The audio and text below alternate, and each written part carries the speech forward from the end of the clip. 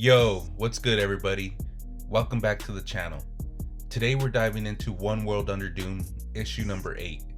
This issue is packed with high-stake battles, mind-bending magic, and one of the most emotionally devastating moments in the entire series.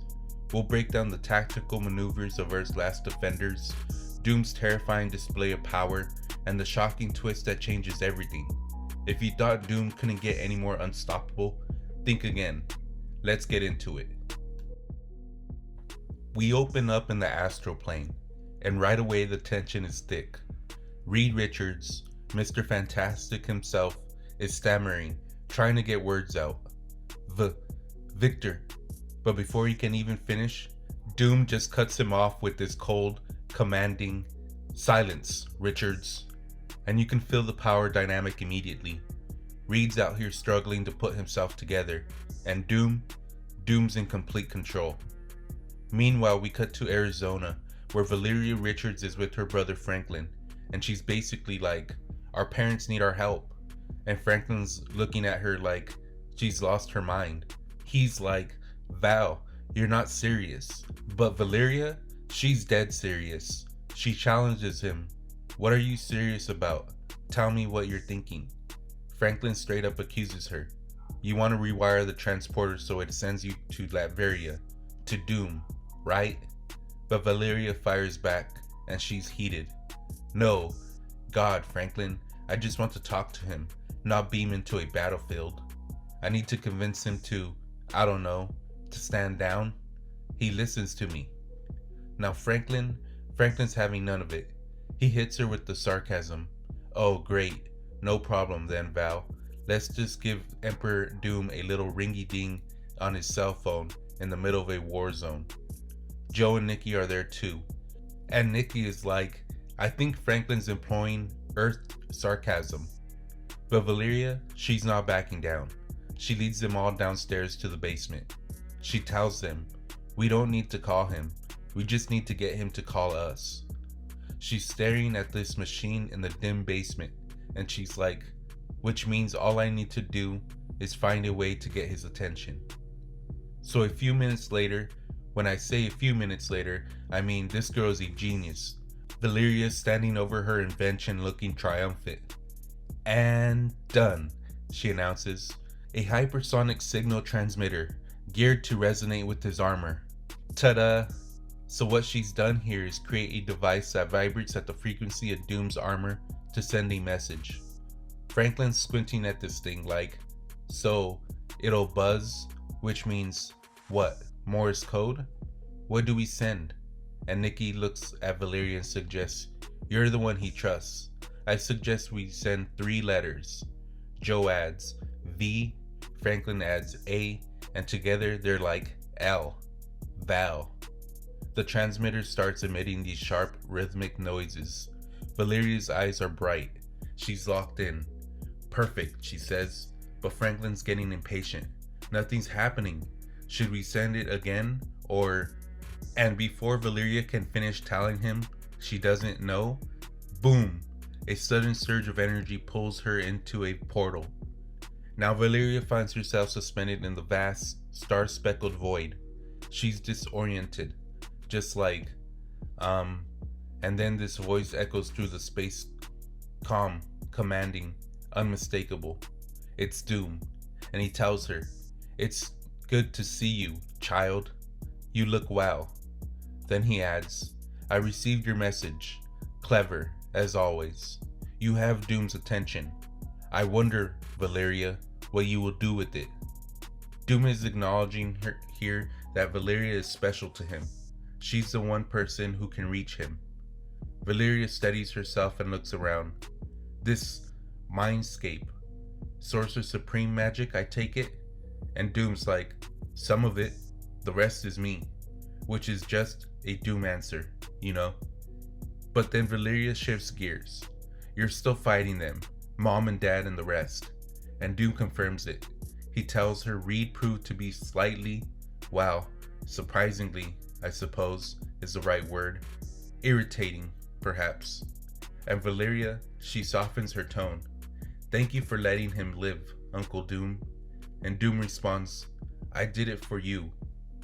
Doom goes on to explain that even as they're speaking, his Doombots are putting down uprisings throughout the world. He's juggling Reed's attacks on the astral plane, the battle in Latveria, and multiple other fronts at the same time. So he's fighting all the teams at once: Fantastic Four, Avengers, and X-Men. He tells Valeria, "Our time here must be short. But even when the world comes to Castle Doomstadt, intent on destroying me, Doom always has time for his goddaughter." Then he drops this bomb. "You remain the only one who holds Doom's favor, Doom's respect, and Doom's love. But I repeat myself, what do you want, Valeria Richards?" And this is where Valeria makes her move. She takes a breath and confronts him. "All of this, you said this was for glory, but it's not anymore. You said you weren't wrong, to prove you're still the best of us. Where does this end? Please, Uncle Doom, I want you to stop." The emotion in that moment, you can feel Valeria pleading with him, trying to reach whatever humanity is left in Victor Von Doom. She's not asking as a Richards, she's asking as his goddaughter, as someone he loves. But while this conversation is happening in the astral plane, Doom's physical form is locked in combat with Beta Ray Bill. The battle is raging. Doom looks like he's about to lose, but then he unleashes this devastating blast that sends Beta Ray Bill crashing into a wall of boulders. And the whole time, his voice stays steady, speaking to Valeria. He tells her, "I know that's what you want, at present. But let me tell you where this ends, Valeria. It ends in victory. Everything has a cost. Everything.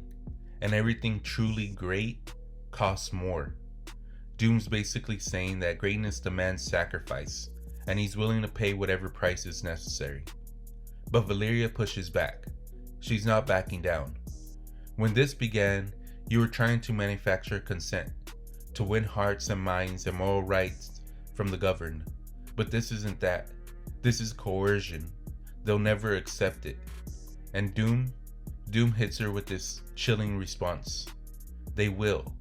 The language you speak, the very language you think in, was coerced onto your ancestors once. Now you call it your mother tongue. It takes time, Valeria. That's all." And Doom, he's talking about cultural imperialism, about how oppression becomes normalized over generations. He's telling Valeria that what seems impossible now will become accepted reality given enough time. That's legitimately terrifying when you think about it. Valeria tries one more time. "Uncle, please, it won't work. You can't hold an entire population by force." But Doom's response is cold and absolute. He tells her the rhetorical, "You can't." But Doom can. Doom will ensure that what happens today happens forever. Then he adds, "It is only a violent minority who threaten the safety, security, and prosperity of everyone else. Watch, Valeria, and I will prove it to you. Be well. We will speak soon." And just like that, he sends her back. Valeria's crying out, "No, Doom, don't send me back." She lands hard in the basement. Franklin rushes to her side. "Val." She looks up, frustrated, breathless. "I was making progress. I was convincing him. I'd almost saved everyone." She turns back to the machine, trying to reach him again. But Doom, he's adjusted his armor to a different frequency. Valeria can't reach him anymore. He's cut himself off from the one person who could maybe talk him down. We return to Latveria, where the battle is popping off. Maria Hill surveys the chaos and delivers a grim update. "Okay, it was an impressive effort, but Mr. Fantastic's astral plane gambit didn't work. At least we managed to take Doom's dinosaur down in the interim." Susan Storm is shaken. "Reed, is he..." Maria nods. "He'll live, Sue." Susan's voice tightens. "He's my husband, Maria." And Maria tries to reassure her. "Don't worry, we're giving Doom more pressing concerns to deal with. The X-Men are attacking en masse, using power combinations we haven't seen since Krakoa. But if we're gonna win this, we still need to hit Doom with something else." She turns to her team and starts calling out maneuvers. Squirrel Girl, you're doing maneuver 99. As for the Invisible Woman and Iron Man, you're on maneuver 110. Iron Man raises an eyebrow. 110. That's the one where I fire all my guns at once and explode into space. Maria sighs. I can never tell if you actually know what's going on, Stark, or if you're just bluffing your way through everything and getting lucky. That's pure Tony Stark energy right there. And Squirrel Girl's like, usually it's the former, but sometimes it's the latter, which is a perfect way of describing Tony. Iron Man and Susan launch into the sky. When they arrive at the battlefield, they see Beast, the Thing, Storm, and Johnny Storm already engaged. And Johnny has teamed up with Storm to create this insane combination attack. Susan's like, Johnny, and he grins. It's a fire hurricane, courtesy of Storm. She brings the weather, I bring the fire. I call it a storm. We've got Doom inside a city-sized rock tumbler at 2,000 degrees. A storm. That's hella creative, not gonna lie. The visual alone is amazing. Susan turns to Storm and explains maneuver 110. I bend all the energy Tony can produce into an infinite loop, then hit Doom with all of it at once. Cyclops, if you care to join? Cyclops steps forward, with pleasure. He unleashes a massive optic blast. Storm steadies herself and nods. Do it, Doctor. I don't know how long this hurricane will last, but for the moment, I can hold him. Inside the maelstrom, Doom is defiant. He's battling Iceman's relentless assaults, and he's monologuing with complete disdain. My armor is immune to Iceman's temperature manipulation, so he falls back to attack me indirectly, with airborne ice, cold nearly to absolute zero. And the Thing and Dr. Hank, Beast, McCoy, as always, living up to your nom de plume, can think of nothing more effective to do than to throw rocks at their betters. His voice grows darker. But I am Sorcerer Supreme. I am Emperor of Earth. Even a week's worth of their powers hitting me in a femtosecond would be insufficient. It is all so petty, so cheap, so intolerable. Then Doom drops his bombshell. I have, perhaps, permitted mutants their powers for too long. It seems those who stand against me have forgotten something. Anything an X-Gene expresses can be unexpressed by one with mastery supreme of chaos magic. And then Doom does it. Doom just straight up depowers the X-Men. A wave of energy bursts forth, ripping through the battlefield, stripping every mutant of their abilities. One by one, they fall. Johnny watches in horror as Storm plummets from the sky. Storm, he shouts, catching her just in time. Are you okay? Storm gasps, her voice trembling. My connection to the world, my powers, they're gone. Doom descends from the sky like judgment itself. You claimed you could hold me for a moment, Aurora Monroe. That moment appears to have passed. Susan Storm steps forward, fury in her eyes. You monster! But Doom, he's unfazed. No, not monster, Dr. Storm. Emperor. And the next time we meet, you will address me as such. With a snap of his fingers, a wave of force ripples outward. Every hero collapses. He strides calmly through the field of fallen warriors. What I have done to you mutants is temporary, he declares. Unlike what the Scarlet Witch once did, when you leave this battlefield, your powers will return. Joined, I trust, by the knowledge that they exist only at Doom's pleasure. Another snap, another pulse of pain. The hero's writhe, but then he notices her. Clinging to his ankle is Squirrel Girl. That's it. This ends now, Victor. Doom sneers. Doreen Green, the unbeatable Squirrel Girl. A world's army has fallen against me, and you expect your attack alone to succeed? You are a fool. She grins. I don't think so, but we can talk about it later. Hey, you know what else I am? Maneuver 99. That's the one where I'm a big old distraction from what's going on behind you right now. And then she winks at Doom.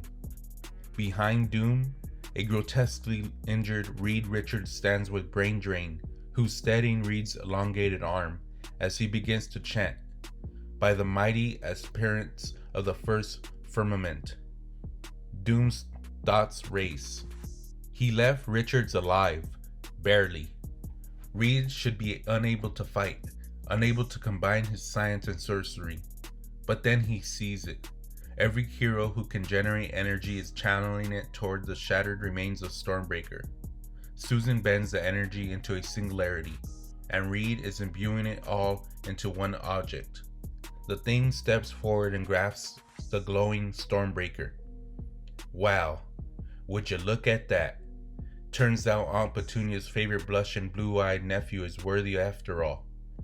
This is for messing with me and with my family, Vic, and I know you know what time it is. With a mighty swing, he brings Stormbreaker down on Doom, sending him crashing through a line of buildings. Iron Man hovers above the wreckage. Did we? Susan shakes her head. No, I don't think we did. From the rubble, Doom erupts in a blaze of fury. You come at me with all the strength, trickery, and hope you can muster, naively expecting them to carry the day. But they won't. Heroes. They never could. For Doom answers you with his will. The heroes surge forward. Spider-Man, Magic, Beta Ray Bill, Nightcrawler, and more. Doom watches them come, and in his mind he's thinking, this is it, my ultimate victory, and to ensure it stands eternal, against magic, against time travel, against trickery of all kinds, I do what I always have planned to do, and I transform this moment, forging it into a fixed point in time. What has happened will now always happen. It will not, cannot be changed. I bend time, bend casualty itself, to forever indelibly inscribe my eternal achievement onto the very fabric of the cosmos. And this is extremely important to remember. Doom just made his victory a fixed point in time. That means no time travel, no magic, nothing can undo what's about to happen. This is legitimately one of the most OP moves we've ever seen in comics. Then, with terrifying calm, he turns their own strategy against them. He feeds all his magic, all his power into his armor, and then he stops holding it in check. He lets it go. Doom's armor explodes, millions of magic-infused shards saturating the battlefield. The shards pierce every hero. Screams echo across Latveria. Doom's voice is exultant. The shards find their targets with surgical precision, power enough to bring these enhanced heroes to the edge of death, but to just barely and painfully survive. They tear through armor, through flesh, through bones. His armor gone, Doom's face is exposed, but he cloaks it in illusion. He raises his voice to the world. Witness how these poor souls live still, because today, Doom permits it. Doom is wisdom, yes, and Doom is strength, but Doom is also mercy.